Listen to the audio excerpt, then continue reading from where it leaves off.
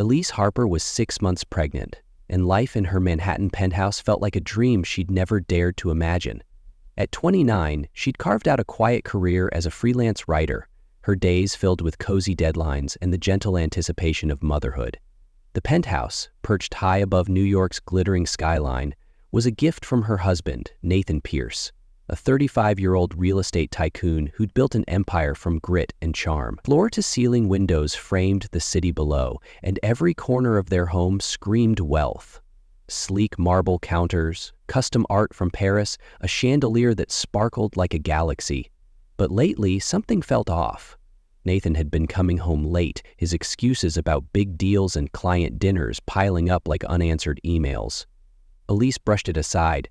She trusted him, didn't she? After all, he'd been her rock since they met 5 years ago at a book launch party, his easy smile winning her over in seconds. That trust shattered on a crisp Tuesday evening. Elise was curled up on the leather sofa, a glass of sparkling water in hand, her free fingers tracing the curve of her belly. The baby kicked, a tiny reassuring flutter, and she smiled, imagining Nathan's face when he'd feel it too. The elevator pinged, and she turned, expecting her husband. But it wasn't just Nathan stepping out. A woman followed him, tall, sharp-eyed, dressed in a tailored emerald coat that hugged her frame like a second skin. Her name was Sylvia Kane, 27, a rising star in interior design with a reputation for boldness. Elise didn't know her, but Sylvia strode in like she owned the place, heels clicking against the hardwood with a rhythm that demanded attention. Nathan froze mid-step, his face paling as if he'd seen a ghost. "Elise, he started, but Sylvia cut him off with a laugh, low and mocking. "Oh, honey.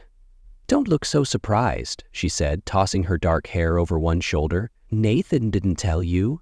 I'm the new woman in his life." Her voice dripped with arrogance, each word a dagger aimed straight at Elise's heart. Elise's glass slipped slightly in her hand, the cold liquid sloshing against her fingers. "What are you talking about?" she managed, her voice trembling despite her effort to stay calm. Sylvia smirked, stepping closer, her perfume a sharp, expensive citrus filling the air. "He's done with you, sweetheart. A pregnant boar doesn't fit a man like Nathan. He needs someone who can keep up." Elise's eyes darted to Nathan, searching for denial, for anything to prove this was a cruel joke. But he just stood there, hands shoved in his pockets, avoiding her gaze. Anger flared in her chest, mixing with a raw, aching hurt. "Nathan, say something," she demanded, her voice cracking. Sylvia didn't give him the chance. With a swift, deliberate motion, she raised her hand and slapped Elise across the face. The sound echoed through the penthouse, sharp and brutal, drowning out Nathan's belated gasp. Elise stumbled back, crashing into the sofa, her glass tumbling to the floor. Red wine from a nearby bottle, left over from Nathan's last meeting, spilled across the white rug, staining it like blood. Pain stung her cheek, but the shock hit harder. Tears welled up as she pressed a hand to her face, the baby kicking harder now as if sensing her distress. Sylvia loomed over her, smirking like she'd just won a prize. "Stay out of my way," she hissed, "or next time it won't just be a slap." Nathan finally moved, grabbing Sylvia's arm. "That's enough," he barked, but his voice lacked conviction. Sylvia yanked free, laughing as she sauntered toward the elevator. "Call me when you're ready to ditch her for good," she tossed over her shoulder before the doors slid shut. Elise sat there, breathless, the sting of the slap fading into a deeper wound. Her husband's silence was louder than any apology he could muster. She didn't know who this woman was or why Nathan let her in. But one thing was clear. Her perfect life had just cracked wide open. Elise couldn't move from the sofa for what felt like hours, though the clock said it had only been 10 minutes since Sylvia's dramatic exit. The spilled wine soaked deeper into the rug, a dark smear mirroring the chaos in her head. Her cheek still throbbed where Sylvia's hand had struck, but the real pain was the betrayal sinking into her bones. Nathan hovered nearby, pacing like a trapped animal, muttering half-formed apologies. "Elise, I swear I didn't mean for this to happen," he said, his voice shaky. She's just someone I've been working with. It got out of hand." His words sounded hollow, like a script he hadn't rehearsed enough. "Working with? Elise snapped, finally finding her voice. She stood, wincing as the baby shifted inside her. "She walked in here like she owns you, Nathan. She hit me in our home and you just stood there." Her eyes burned with tears, but she refused to let them fall. Not yet. Nathan ran a hand through his hair, his usual confidence replaced by a jittery panic. "It's complicated," he said. "Sylvia's designing the interiors for the new downtown project. She's been pushy. I didn't know she'd come here tonight." Elise stared at him, searching for the man she'd married, the one who'd promised her forever over rooftop dinners and late-night talks. All she saw now was a stranger, dodging the truth. Before she could press him further, her phone buzzed on the coffee table. She grabbed it, hands trembling, and saw a notification from Nathan's phone, still synced to hers from months ago when they'd shared a plan. A text from Sylvia glowed on the screen. "Tell her yet? Or should I send her the pics from last weekend?" Elise's stomach dropped. She thrust the phone at Nathan. "What pictures, Nathan? What the hell is she talking about?" His face went white and he snatched the phone, fumbling to close the app. "It's nothing," he stammered. "Just work stuff. She's bluffing." But the lie was so thin, Elise could see right through it. She turned away, clutching her belly, feeling like the room was closing in. Sleep didn't come that night. Nathan retreated to his office, claiming he had calls to make, leaving Elise alone with her racing thoughts. She replayed Sylvia's smirk, the sting of that slap, the way Nathan's silence confirmed her worst fears. By morning, she couldn't take it anymore. She needed someone she could trust, someone who wouldn't flinch when she fell apart. She dialed her brother, Julian Harper, her voice breaking the second he picked up. "Jules, I don't know what to do," she sobbed. "Nathan's cheating and this woman, she hit me. I'm scared." Julian was 32, a financial wizard who'd turned a small inheritance into a fortune managing hedge funds. He was in London, mid-meeting with investors when Elise's call came through. His jaw tightened as her words spilled out, her tears cutting through the polished calm he usually wore like armor. "Stay where you are," he said, his voice low and steady, the kind that brokers feared in boardrooms. "I'm coming home. Don't let him near you until I get there." He hung up, canceled his next 3 days of meetings, and booked the first jet back to New York. Julian wasn't just her big brother. He was her shield, the one who'd pulled her through every heartbreak since their parents died a decade ago. If someone had hurt Elise, pregnant and vulnerable, they'd regret it. By noon, Nathan was gone, off to some emergency meeting, and Elise was alone again, the penthouse feeling more like a cage than a home. She tried to distract herself, flipping through baby name books, but the words blurred as her mind spun. Then the elevator pinged again. Her heart leapt, expecting Julian, but it was Sylvia who stepped out, bold as ever in a black dress that clung to her like a dare. She carried a sleek leather bag, dropping it on the counter with a thud. "Missed me?" she said, smirking as she poured herself a glass of Nathan's best scotch. Elise stood, her hands shaking with a mix of fear and fury. "Get out," she said, her voice sharper than she'd expected. "You don't belong here." Sylvia laughed, swirling the amber liquid in her glass. "Oh, but I do. Nathan invited me to stay while we finalize the project. Didn't he tell you? Guess he's too busy keeping secrets." She took a step closer, her hazel eyes glinting with malice. "You're in over your head, Elise. A man like him needs more than a weepy little writer playing house." The air crackled with tension.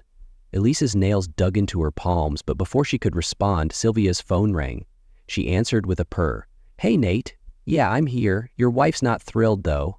She winked at Elise, dangling her power like a trophy. Elise's chest tightened. She wanted to scream, to shove Sylvia out herself.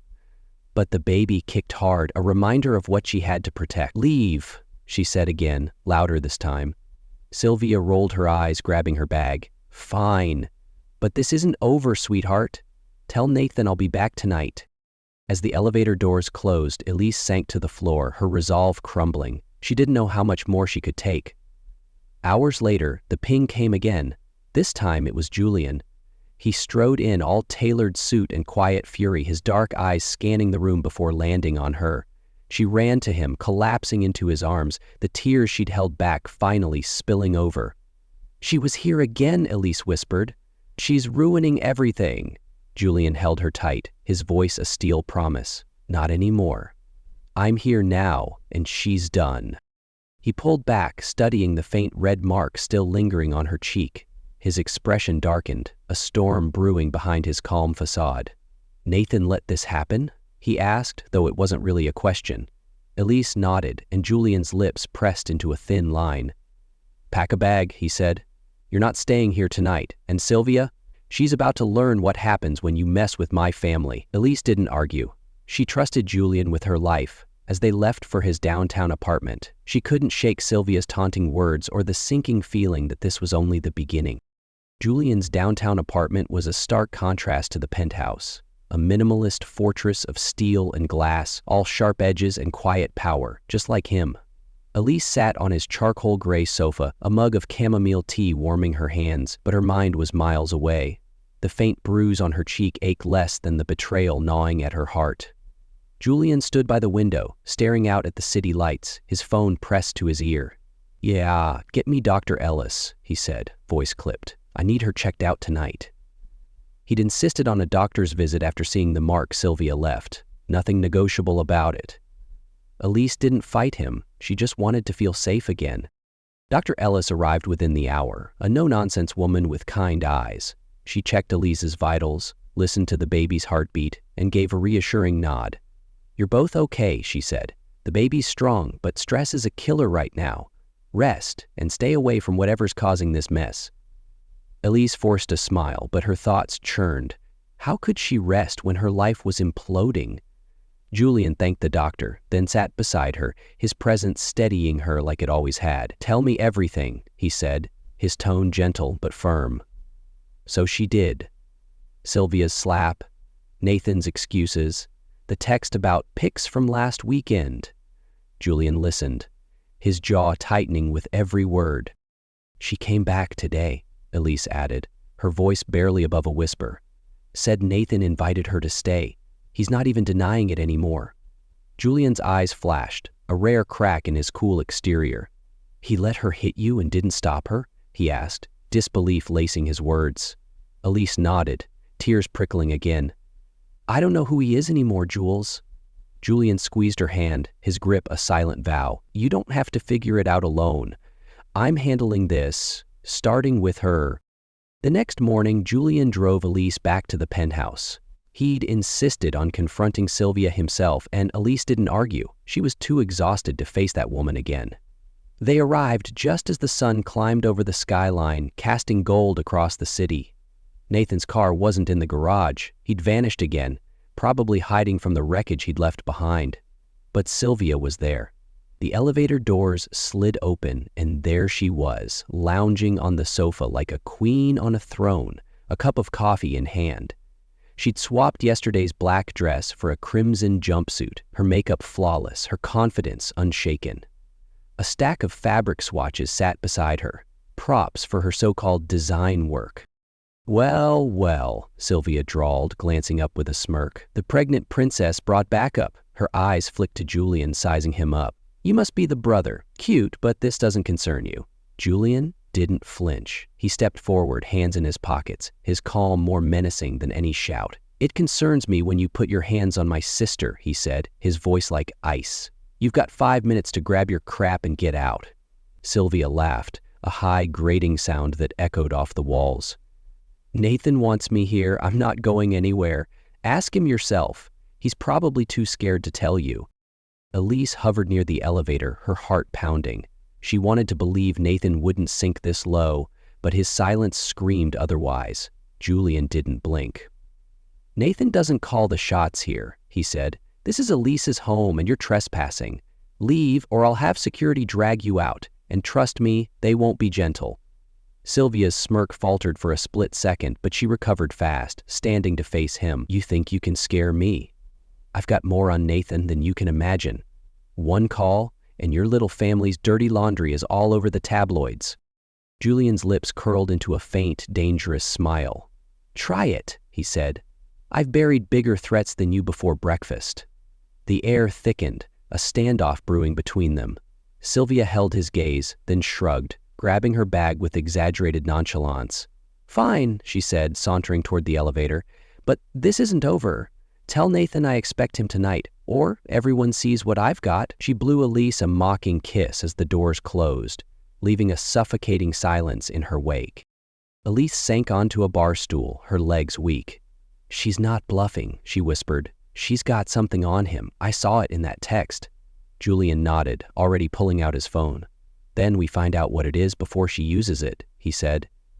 He dialed a contact, his voice shifting to the clipped tone of a man who moved millions with a word. "Hey, Marcus, it's Julian. I need a favor. Dig into someone named Sylvia Kane, interior designer. Everything you can get, fast." He hung up, turning to Elise. "You're not staying here tonight," he said, not with her circling like a vulture. They headed back to his apartment, but Julian's mind was already racing. Marcus, his go-to private investigator, called back within hours. "This Sylvia's a piece of work," Marcus said over speakerphone. "She's been cozying up to rich guys for years, designs their homes, then squeezes them for cash. Found some shady payments tied to Nathan's company, too. Looks like she's got leverage, maybe a video or docs. Want me to keep digging?" Julian's eyes narrowed. "Yeah," he said, "and find out what she's planning next." Elise listened, her stomach twisting. A video?" she asked, voice small. "Of what?" Julian didn't sugarcoat it. Could be anything. Nathan screwing up a deal, saying something stupid, or worse. Whatever it is, she's holding it over him like a loaded gun. He paused, then added, "But we're not waiting for her to pull the trigger. I'm taking her down. Legally. Permanently." Elise looked at him, hope flickering through her fear. "How?" she asked. Julian's smile was grim but determined.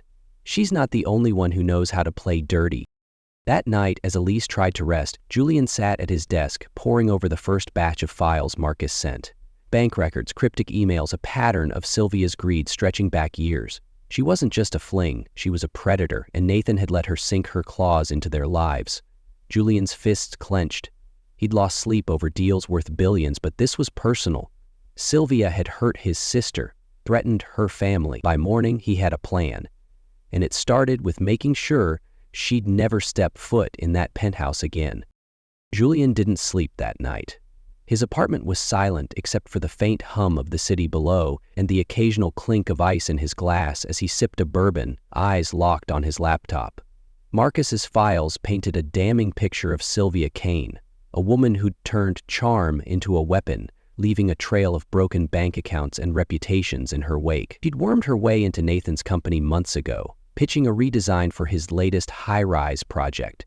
But the payments Julian found went way beyond design fees. Tens of thousands wired to offshore accounts, coded as consulting, tied to Sylvia's name. It wasn't just an affair. This was a hustle, and Nathan was either too dumb or too deep to stop it. Elise woke early, her eyes puffy from restless dreams. She found Julian at his desk, surrounded by papers and a second coffee. "You didn't sleep?" she said, more statement than question. He glanced up, offering a tired half-smile. "Couldn't," he replied. "Found some stuff on Sylvia. She's not just after Nathan's attention, she's bleeding him dry." Elise pulled a chair over, her hands cradling her belly as she sat. "What do you mean?" she asked, dread creeping into her voice. Julian slid a printout toward her, a bank statement with highlighted transactions. "These aren't normal payments," he said. "She's got him on a leash, probably blackmailing him. Marcus thinks there's a video or something big she's holding over him." Elise's breath hitched. "The text," she whispered. "She mentioned pics from last weekend. You think that's it?" Julian nodded. "Maybe, or worse. Nathan's been sloppy." Marcus found whispers of a shady land deal tied to his downtown project. If Sylvia's got proof he crossed a line, she could ruin him. Elise's mind raced back to Nathan's excuses, his late nights, the way he'd flinched when Sylvia slapped her. "He's been hiding this the whole time," she said, her voice breaking. "And I'm the idiot who believed him." Julian reached for her hand. "You're not the idiot here," he said firmly. "He is. And she's about to regret picking this fight." Julian's phone buzzed. Marcus again. "Got something big," the investigator said, his voice tight with excitement. "Intercepted an email Sylvia sent Nathan last night. She's demanding $3 million to bury the evidence. Says she's got a video of him taking a bribe from some developer. But here's the kicker. She CC'd someone else, too. Looks like she's selling info to his competitors on the side." Julian's pulse quickened. Selling info? He asked. Yeah, Marcus said. She's playing both ends, blackmailing Nathan and feeding his rivals. Smart, but sloppy. Left a digital trail a mile wide. Julian grinned, a rare spark in his eyes. Send me everything, he said. We're ending this. The email hit his inbox minutes later, and Julian read it aloud to Elise. Sylvia's words were cold, taunting. 3 million by Friday, Nate, or the video goes live. You taking that cash in the hotel suite? Priceless. Oh, and don't bother telling your wife. She's too fragile for the truth. P.S. My other friends might pay more for this, so don't test me. Elise's hands shook as she listened, anger overtaking her fear. She's a monster, she said, and Nathan's letting her destroy us. Julian leaned back, thinking fast. Not if we get her first, he said. We've got proof she's extorting him. That's enough for the cops. But then came the twist, the kind that turned Julian's plan upside down. Marcus called back, breathless. Found something else, he said. Sylvia's not just some random fling. She's Nathan's cousin, distant through his mom's side. Dug up old family records. Looks like he brought her in on purpose, maybe to throw off the heat from that land deal. She's a decoy who went rogue. Julian froze, the phone nearly slipping from his hand. His cousin? He repeated, loud enough for Elise to hear. Her eyes widened, shock replacing her fury. What? She gasped. Marcus kept going, yeah. Nathan hired her to play the mistress, stir up drama, keep the press off his real mess. But Sylvia saw an opening, started blackmailing him for cash and selling his secrets anyway. She's not just greedy, she hates him. Old family grudge, maybe. She's been waiting to screw him over. Julian hung up, staring at Elise, who looked like she'd been punched. His cousin, she said, her voice hollow. He planned this? Used her to lie to me? Julian shook his head, piecing it together. Not all of it. Sounds like Nathan thought he could control her, and she turned it against him. That slap wasn't part of the script. She's got her own agenda. Elise's tears came then, hot and fast. I trusted him, she sobbed. He set this up, and I'm the one getting hurt. Julian pulled her close, letting her cry into his shoulder. He's a coward, he said, his voice low and fierce. But Sylvia's the real snake. We're taking her down, both of them if we have to. He wiped her tears, his mind already shifting to strategy. I've got an idea, he said. We use her game against her. Nathan's weak. Let's make him the bait. Julian called Nathan, who picked up on the third ring, sounding ragged. Elise, is that you? He asked, hopeful. No, Julian snapped. It's me. You've got a problem. Sylvia's demanding 3 million for some video. What the hell did you do? Nathan stammered. I messed up, okay? Took cash to push a deal through. Sylvia filmed it. She's out of control. Julian cut him off. She's your cousin, Nathan. You hired her to fake this affair, didn't you? Silence stretched. Then it choked. How'd you know? Julian's voice turned lethal. Doesn't matter. You're gonna fix this. Meet her, offer the money, get her to hand over the video. I'll handle the rest. Nathan agreed, too shaken to argue. Julian hung up and dialed a contact at the NYPD, a detective he'd helped fund during a charity drive. Detective Torres, he said when she answered. I've got an extortion case. Sylvia Kane, interior designer. She's blackmailing my brother-in-law and assaulted my pregnant sister. We've got proof. Emails, bank records. Can you move on this? Torres didn't hesitate. Send it over. If we catch her in the act, she's done, Julian grinned. Oh, we will. The plan came together fast. Nathan set up a meet with Sylvia at a quiet Airbnb on the edge of the city. Her pick, thinking she'd have the upper hand. Julian and Torres rigged the place with mics, hidden in the lamps and under the couch. Elise stayed at Julian's, too raw to watch, but she gave her blessing. Make her pay, she said, her voice steel through the tears. That night, Nathan waited at the Airbnb, sweating through his shirt, while Julian and Torres listened from a van nearby. Sylvia arrived, all swagger and venom, and the trap was set. She tossed her bag on the table, smirking at Nathan. 3 million, she said. Where's it at? Nathan played his part, voice trembling. I'll wire it, but you give me the video first, everything you've got. Sylvia dangled a USB stick, taunting him. This? Oh, it's gold. Shows you pocketing that bribe like a pro. But 3's too low now, I want 5 or my buyer gets it instead. Julian's fists clenched in the van. This was it. She's admitting it, Torres whispered, nodding to her team. Let's roll. Sylvia didn't see it coming. The door burst open, Torres and 2 officers storming in, badges flashing. Sylvia Kane, you're under arrest for extortion and assault, Torres barked. Sylvia's smirk vanished, replaced by wild panic. You set me up, she screamed at Nathan, lunging for him, but the cops grabbed her, pinning her arms.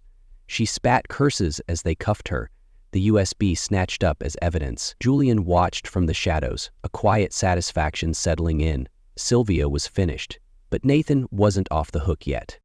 The Airbnb was chaos for a moment. Sylvia thrashing against the officers, her voice a shrill mix of rage and desperation. You can't do this, she yelled, her perfect composure shattered as Torres snapped the cuffs tight. I'll bury you all. Nathan, that weak little wife of his, everyone. But her threats fell flat. Her golden ticket was already in an evidence bag, and the mics had caught every damning word. Julian stood just outside, arms crossed, watching through the window as the cops dragged her to the squad car. Her crimson jumpsuit looked garish now, less like a power play and more like a costume she couldn't shed. For the first time, Sylvia Kane looked small. Nathan slumped against the wall inside, his face gray, hands shaking. He'd played his part, barely, but the weight of it crushed him. I didn't think she'd go this far, he muttered, more to himself than anyone else. Julian stepped in, his shadow falling over Nathan like a storm cloud. You didn't think, he said, voice sharp enough to cut. You let her into your life, into Elise's home, and you stood there while she hit her. Cousin or not, this is on you. Nathan looked up, eyes red, pleading. I was trying to protect us. The company, the baby. That deal was a mistake, and Sylvia, she twisted it. I'm sorry, Julian. Julian didn't soften. Save it, he said. Your sorry doesn't fix what Elise went through. He turned away as Torres approached, her expression all business. We've got her on extortion, assault, and enough financial records to dig into the insider trading, she said. That USB's a jackpot. Video of Nathan taking the bribe, plus emails tying her to his competitors. She's looking at years behind bars. Julian nodded, a grim satisfaction settling in. Good, he said. Make it stick. Torres gave a curt smile. Oh, it will. Sylvia's arrest hit the news by morning. Tabloids screaming headlines like Designer's Downfall, Blackmail Bust, Shocks NYC, and Real Estate Scandal Unravels in Sting. The video stayed under wraps, thanks to Torres, but Sylvia's smug face was everywhere, handcuffed and glaring. Julian kept Elise away from it all, tucked safe in his apartment. She didn't need the circus. She'd lived the nightmare. When he told her Sylvia was done, she just nodded, her eyes distant. What about Nathan? She asked, voice quiet. Julian sighed. He's a wreck. Wants to see you. I told him to wait. Nathan showed up that afternoon, uninvited, a bouquet of lilies in hand, Elise's favorite. Julian let him in but stayed close, a silent warning. Elise sat on the sofa, her hands folded over her belly, her face unreadable. Nathan dropped to his knees in front of her, flowers forgotten on the floor. Elise, I messed up, he said, voice thick with regret. I hired Sylvia to fake the affair, thought it'd keep the press off the bribe mess. I never slept with her, I swear. But she went crazy, turned it into this nightmare. I should have told you. I'm so sorry. Elise stared at him, her silence heavier than any scream. She'd cried herself out days ago. Now there was just a hollow ache where trust used to be. You let her hit me, she said finally, her words slow, deliberate. You brought her into our home, into our life, and you lied to my face. Sorry doesn't undo that, Nathan. He flinched, tears spilling down his cheeks. I know, he said. I was weak, scared of losing everything. The company, you, the baby. I'll do anything to make it right. Therapy, whatever you want. Please. She looked away, out the window at the city she'd once loved sharing with him. I don't know what I want, she said.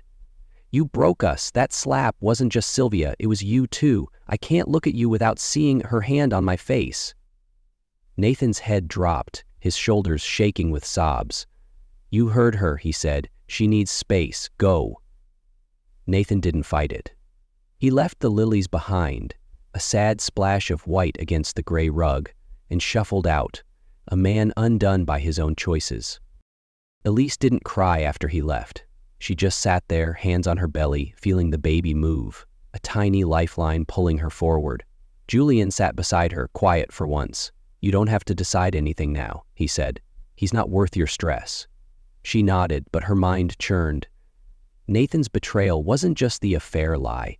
It was the cowardice, the way he'd gambled her peace for his empire. Sylvia was gone, locked up, but the damage lingered like a bruise that wouldn't fade. Over the next few days, Julian kept the world at bay. He fielded calls from Nathan's lawyers who scrambled to contain the bribe fallout and ignored the press begging for a statement. Sylvia's fate was sealed. Charges piled up, her high-flying career crashing into a prison cell. The video surfaced in court, showing Nathan pocketing cash in a dimly lit hotel suite, but Julian made sure Elise never saw it. She'd been through enough. Still, whispers of the scandal crept into her silence. Friends texting condolences, headlines she couldn't avoid. It was a mess, but Sylvia's handcuffs felt like a small victory. Elise finally spoke one night, her voice steady. "I'm not going back to him," she said, looking at Julian across the dinner table. "Not now, maybe not ever. He chose this. Let him live with it."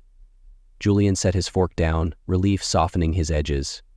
"You sure?" he asked. She nodded, a spark of resolve in her eyes. "I've got the baby. I've got you.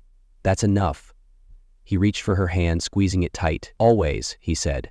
Sylvia was gone. Nathan was broken. But Elise, she was still standing, and that was more than enough. 2 months passed, and the chaos faded into a strange, fragile calm. Elise gave birth to a healthy baby boy in a quiet hospital room, the first snow of winter dusting the windows outside. She named him Liam Julian Harper. Liam for the light he brought her, and Julian to honor the brother who'd held her together when everything else fell apart. He came into the world with a soft cry, tiny fists waving, and when Elise held him, the weight of the past months seemed to lift, just a little. Julian was there, of course, pacing the hall until the nurse waved him in. He grinned, really grinned, not just that tight-lipped smirk he usually wore, and kissed her forehead. "He's perfect," he said, voice rough with emotion. "You did good, kid." Elise didn't go back to the penthouse. She couldn't. The echoes of Sylvia's heels, Nathan's lies, the spilled wine still haunted the place. Instead, she and Liam moved into a cozy house in Westchester, just outside the city. It had a wide porch, a little garden she could tend once spring came, and enough quiet to let her breathe again. Julian bankrolled it, no questions asked, and helped her furnish it with pieces that felt like hers. Soft blues, warm woods, nothing flat. A fresh start, he called it, and for the first time in forever, Elise believed it could be true. Nathan wrote letters, long, messy ones full of apologies and promises. He was in therapy, he said, untangling the mess he'd made of himself. The company survived the scandal, barely, but he'd stepped back, letting partners take the reins. Elise read the letters sometimes, her heart tugging at the man he'd been before all this. But she didn't write back. She wasn't ready. Maybe she never would be. Liam deserved a mom who wasn't drowning in someone else's mistakes, and she was determined to be that for him. "I'm done carrying his baggage," she told Julian one night, rocking Liam to sleep. "I've got my own life to build." Julian stayed close, as always.